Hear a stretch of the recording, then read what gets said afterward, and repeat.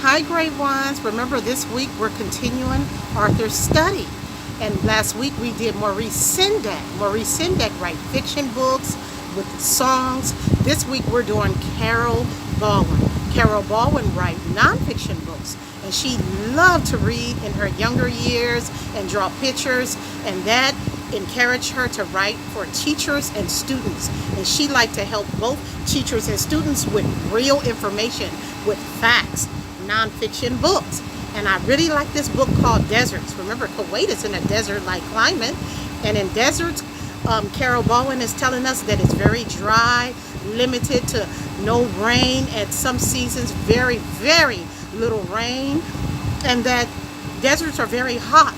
But sometimes at night we know that deserts can get cold. And I like how in her book she talk about plants, animals, and people. So let me read to you just a little bit of what she's saying, that some animals are active only in late evenings and early mornings. At these times, the desert is not too hot and not too cold. And guess what? Many desert animals are nocturnal. They are active only at night. The desert seems to come alive after dark. That's when most animals come out of their burrows.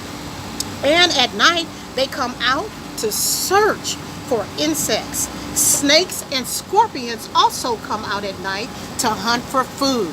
So she's telling us a little bit about animals, and I really like what she said about the camels. In all deserts, hot or cold, animals must get water. Just like us, water is essential. Arabian camels store fat in their single humps. Their bodies are able to change the fat into water and energy. Water and energy, okay? This helps them go without food or water for several days.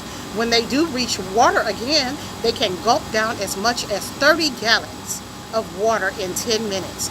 I really like Carol Baldwin's nonfiction books, and I really like this one about desert because, again, it talks about animals and certain plants that deserts has, like cactus plants, some plants that can live for a long time without water.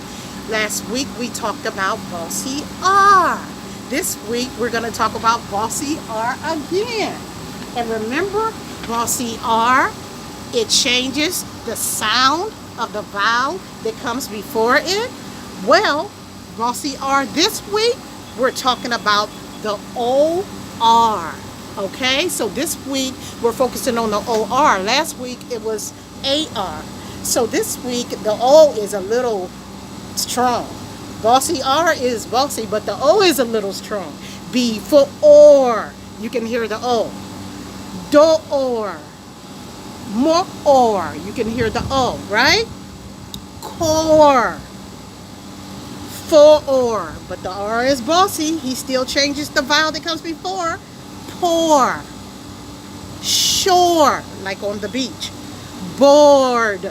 Some of us get a little bored around this time because we're inside, we're trying to stay safe, okay?